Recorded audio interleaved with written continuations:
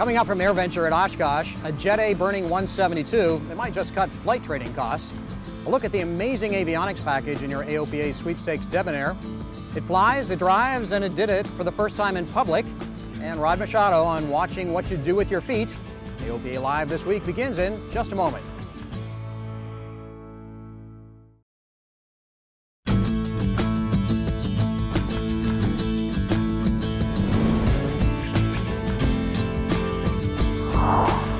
The rasp of the T6s, the smell of the brats, the sight of some 500,000 of your closest friends.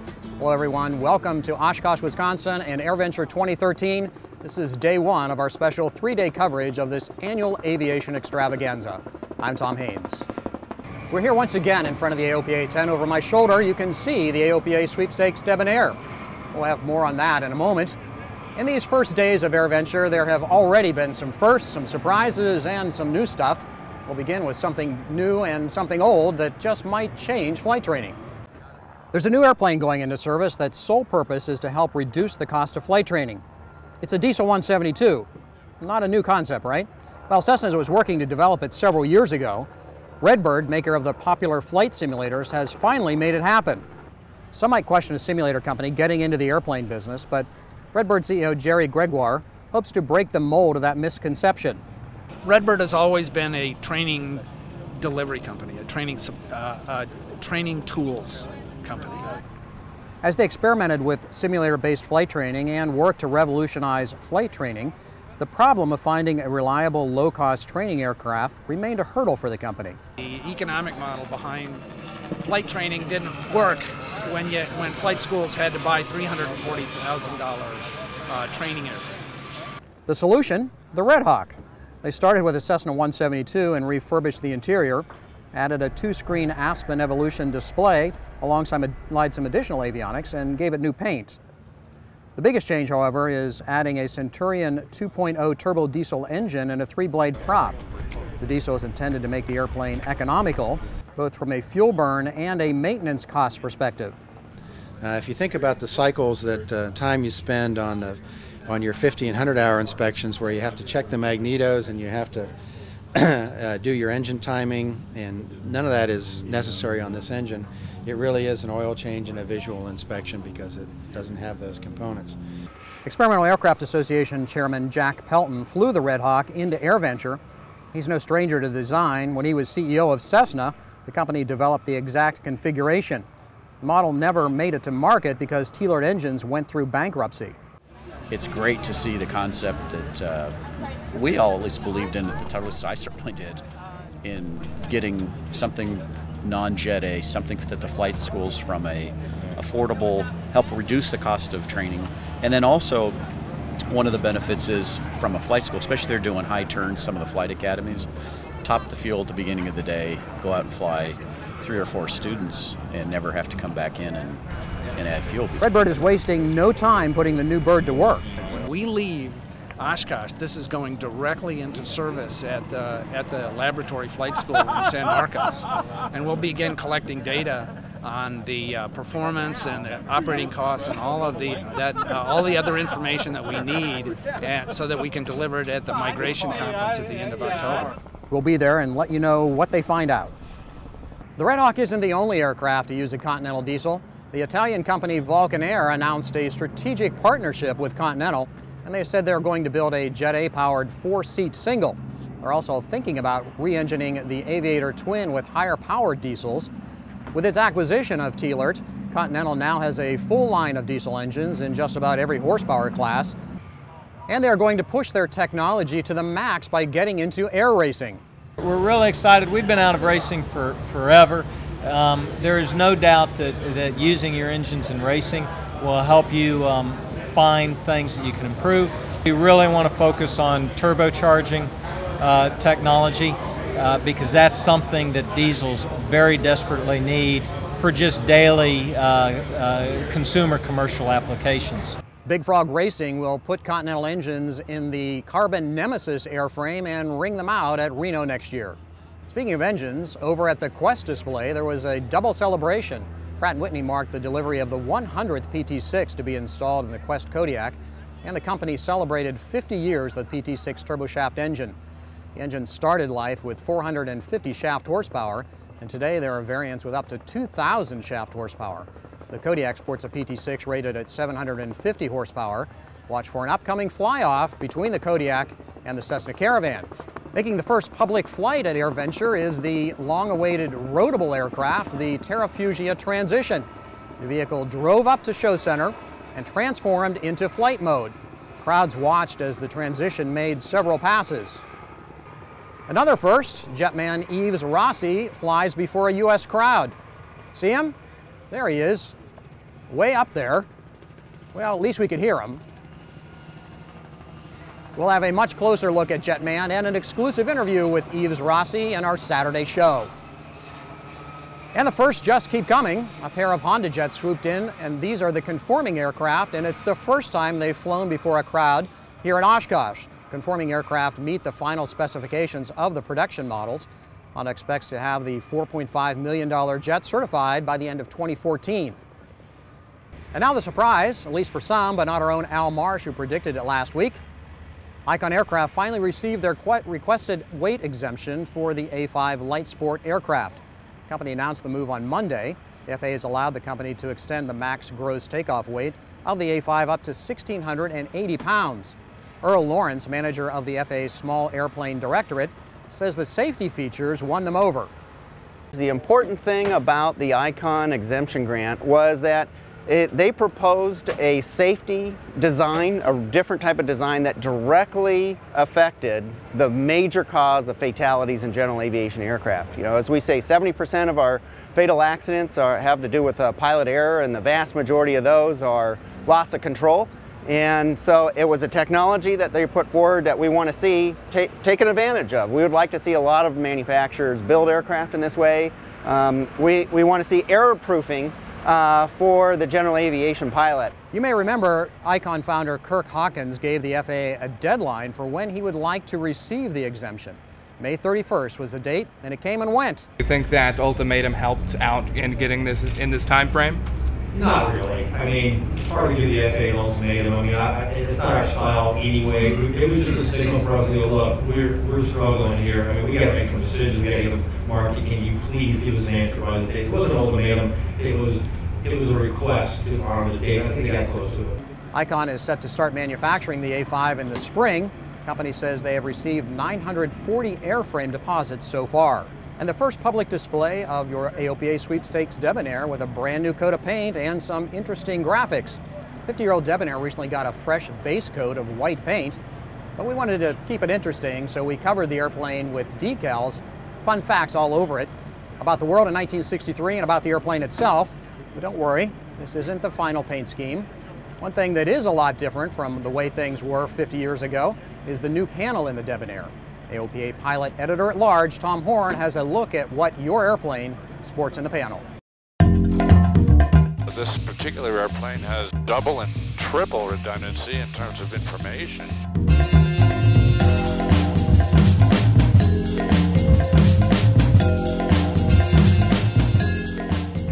All synthetic vision. And of course you can call up different sources of navigation, and here's your bearing pointers. You can have multiple screen views here. You have your choice of views: traffic, synthetic vision, terrain, and traffic. I keep it on traffic. We hit the select weather button. Now we have 8 pages of weather we can go through. So many moving maps and so many backups and so many ways to display information on the Aspens and of course the iPad. I like the MVP 50P for all the information it can show. Not just power information, but weight and balance, clocks, timers. Of course we also have the Garmin GTN 750 and 650, which puts its information over on the Aspens. So it's really quite a stress-free way to fly. And remember, your Sweepstakes Debonair will be here at AirVenture all week, so make sure you stop by and take a look. This AirVenture did begin in controversy when the FAA suddenly and without warning slapped EAA with air traffic control user fees. How did that affect the show, you asked? AOPA President Craig Fuller asked EAA Chairman Jack Pelton about that and a few other things about Oshkosh. This comes under the heading of it just isn't right, I think. That's exactly it. It brings up so many policy issues, and this is really about a policy issue on how the FAA is looking for external funds for their operation, and it has nothing to do with the working levels of FAA, but we have to stand up and say, is this a policy position that is acceptable?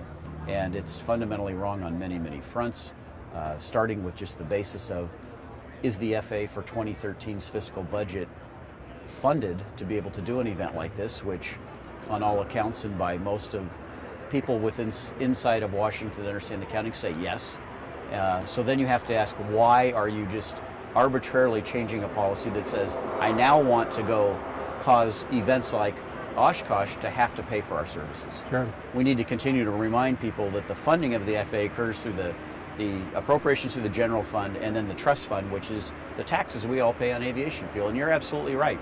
That system is funded for them to come here and have the services that they need to do it safely. And you know, we went through just some math on the $450,000 expenses for the controllers for a VFR flight. That's $45 an aircraft movement, and that's why I don't want to scare people off, because we're gonna get to a place where we get this resolved for general aviation. But these kinds of hurdles really cause people to say, I don't want to be involved, and we cannot do that as a community. Hey Jack, it's a tremendous show so far. How do you think it's going? You know, Craig, we couldn't be more pleased. I think leading into the start of the show, we were a little concerned because there's been some weather and the aircraft arrivals were a little slow.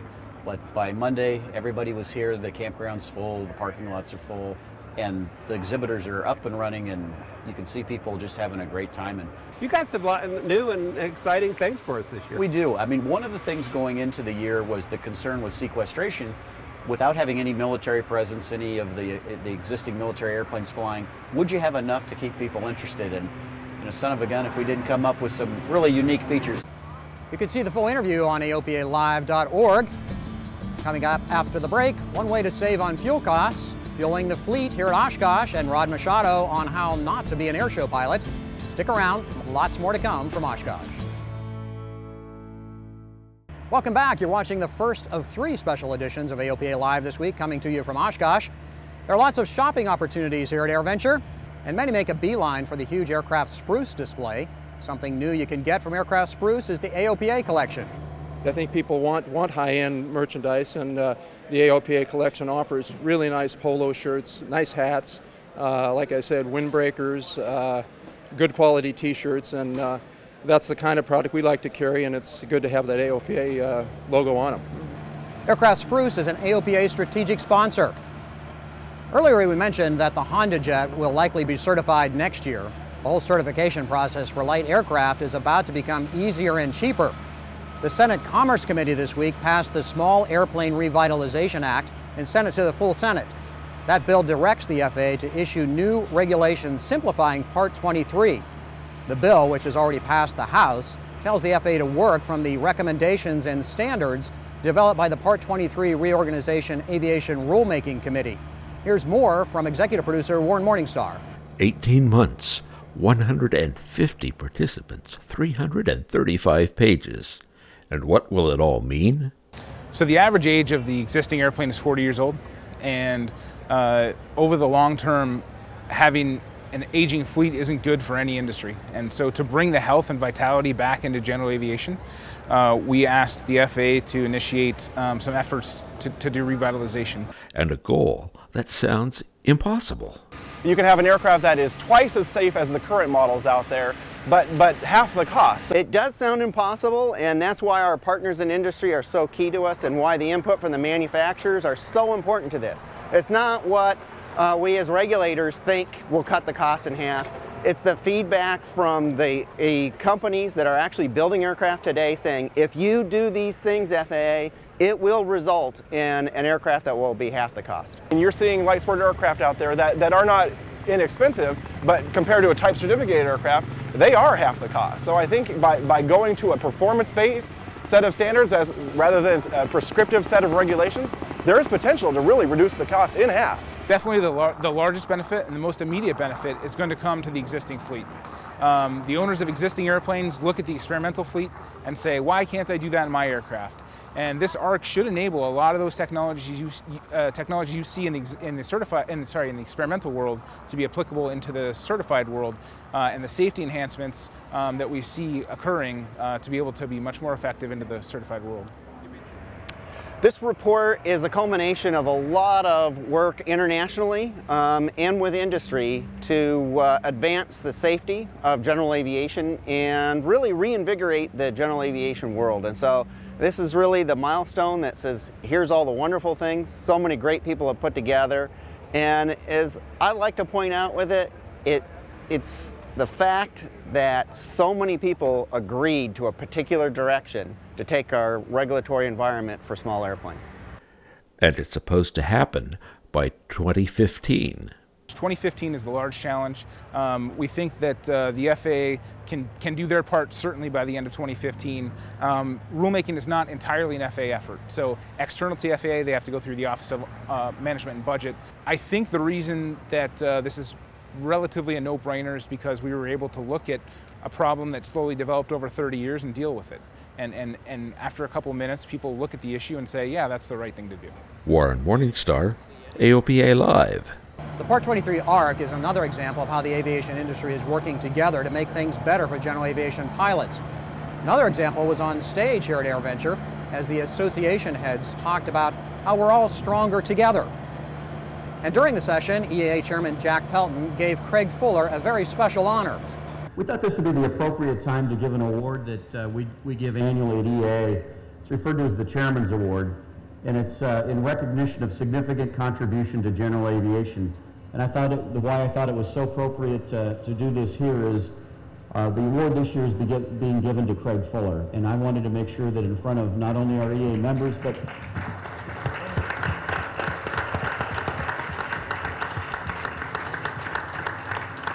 that also in front of his fellow association peers that he works so hard with and so collaboratively with, and certainly for EAA, Craig has really done a great job of trying to work together for our common interest of general aviation and for the interest of the other associations and our common agenda items. So, during this special week, the Whitman Field Control Tower becomes the busiest one in the world, and regardless of the sequestration and other Washington follies, the FAA controllers up in the cab, out in the field, and in the remote positions around the airport do a heck of a job of moving thousands of aircraft.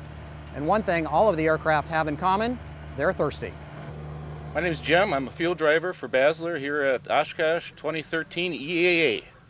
There's about 10,000 planes that fly in during the week, and believe it or not, they all take fuel. And as it goes in the delivery service for fuel, there is no gas stations or aviation fuel up in the sky. As far as the busy times, it will get real busy probably later on today, and of course going into the later of the week and when everybody takes off. Now right now it's nice to start fueling people because there is a rush towards the end of the week, so this is a good time to fuel. The best advice for people that need fuel is to get it as early as you can. Don't wait till the last minute. Buy it now. Fuel it now so you can avoid the rushes. There'll be trucks out here, but do it as early as you can so you can avoid that rush so you can get home when you want to get home early. As far as fuel truck drivers, just watch out for the big white trucks and we'll watch out for you. But here's one way to save fuel. Turn off your engine in flight. That's okay if you're flying a motor glider. STEMI, one of the premium manufacturers of sailplanes, has updated their flagship S10 model. The glider got an updated look and brand new glass cockpit technology. CEO Paul Mashlin says it's important for sailplane flyers to have all the information they need in a glance. You need to fly the aircraft. It wants to be flown by the pilot. And if then you don't need to concentrate on the data and on the flight data, you have it readily available. You can concentrate more on the fun you have when flying the aircraft. The company says it plans on working the latest technology into all of its designs. And finally, every afternoon here, we see plenty of loops, rolls, and spins as the air show kicks off. And spins are particular crowd pleasers, not so much so for pilots if the spin is unintended. In this week's License to Learn, Rod Machado shows how quickly a little bit of sloppy flying can lead to heart-stopping excitement. Hello folks, I'm Rob Machado for AOPA Live. How do you make the world go around? Well, rudder will do it, especially if you misuse the rudder just prior to stalling your airplane. For instance, if this airplane is in coordinated flight, then the airplane's nose is aligned with its path through the air, and both wings are essentially moving at the same speed, therefore have the same angle of attack. If we stall in this condition, both wings will stall at the same time, and the airplane will pitch forward from your nose to your toes. And unless, of course, you've made your living as a boxer, then that means this way when you're seated in the airplane, not this way. From here, you simply reduce the angle of attack and recover as you've been trained to do. But if you're just about ready to stall and add right or left rudder, then the wings suddenly have different speeds and different angles of attack at the moment of stall, resulting in one wing stalling before the other. For instance, adding left rudder results in the left wing moving back and the right wing moving forward. Now the left wing goes a little slower relative to the right wing, while the right wing speeds up relative to the left wing. If the left wing slows down, it develops less lift and it goes down. If the right wing speeds up, it develops more lift and it goes up. And here's the key point. If the wing goes down, then the relative wind strikes the wing at a larger angle and the wing's angle of attack increases. If the wing goes up, then its relative wind strikes the wing at a smaller angle and its angle of attack actually decreases. Now just imagine you're about ready to stall your airplane in straight flight and you apply a little too much left rudder, or you don't compensate for the airplane's left turning tendency caused by propeller slipstream and P factor.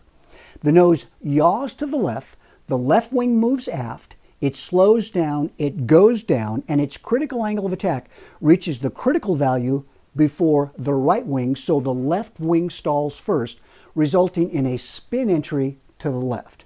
Of course, the same thing would happen if you apply a little too much right rudder just prior to stall. The nose yaws to the right wing moves aft, slows down, goes down, and its angle of attack reaches the critical value before the left wings, and therefore the right wing stalls first, resulting in a spin entry to the right. Now you know why it's important to keep your rudder and ailerons properly coordinated, especially when operating in the traffic pattern close to the ground, where a stall and spin can send you and your airplane to the promised land. So let's take a quick flight with my friend and fellow flight instructor, Mr. Bruce Williams, in his Extra 300, as he demonstrates how a stall entry looks with the flight controls coordinated and uncoordinated. So go ahead and roll us into a left turn, give me at least 45 degrees of bank. You always look now before you turn, remember? Yeah. Okay, now just start pulling back.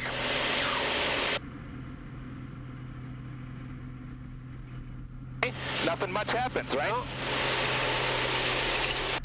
Wow, nothing much at all. As long as you relax, same thing in your RV, you know, yeah. It's not a big deal as long as you just release that back pressure, right? Which it is, I mean, like I said, it's like, as soon as I feel the vibration, all I can do is, yep. I mean, that's basically what I want to do is release. Yeah, all you have to really do is just release that back pressure. And it doesn't even want to roll, you know, as long as you're coordinated, it doesn't do anything. Yeah.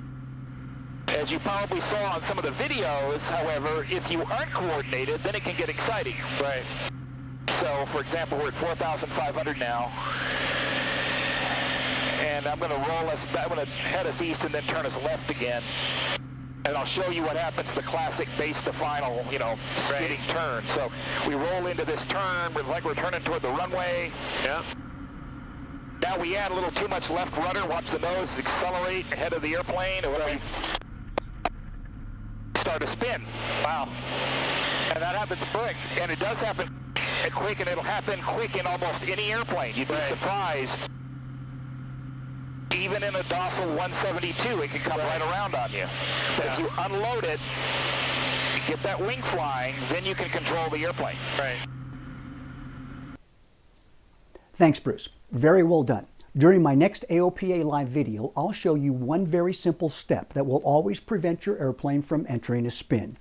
Always. So stay tuned. Until then, I'm Rod Machado for AOPA Live. Thanks, Rod. And that's it for today from Oshkosh. Please tune in tomorrow for more from the world's greatest air show. Till then, I'm Tom Haynes. Thanks for watching.